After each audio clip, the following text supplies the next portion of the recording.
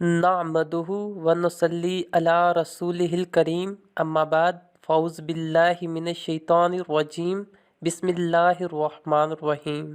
शुरू अल्लाह के नाम से जो बड़ा मेहरबान और नहायत रहम करने वाला है। लक़द काना लकुम फ़ी रसूलिल्लाहि उस्वतुन हसना। यकीनन रसूल अकरम सल्लल्लाहु अलैहि वसल्लम की ज़िंदगी तुम्हारे लिए बेहतरीन नमूना है। आज हम एक ऐसा ही हज़ूर अकरम सल्लल्लाहु अलैहि वसल्लम की हयात तैयबा का सच्चा वाक़या बयान करने जा रहे हैं। जैसा कि ग़ज़वा उहद के मौके पर हज़रत हंज़ला नामी नौजवान सहाबी की नई शादी हुई थी। पहली रात बीवी से हम बस्तर हुए थे।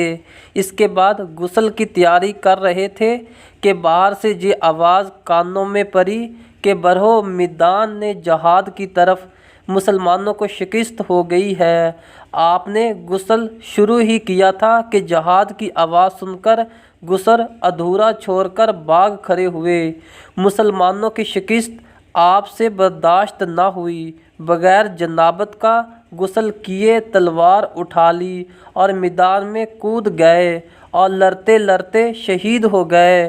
चूँकि शहीद जनबी ना हो तो बगैर गुस्ल दिए दफन कर दिया जाता है, लेकिन आप तो जनबी थे, इसलिए गुस्ल ज़रूरी था। हज़ूर अकरम सल्लल्लाहु अलैहि वसल्लम ने देखा कि मलाइका इनको गुस्ल दे रहे हैं।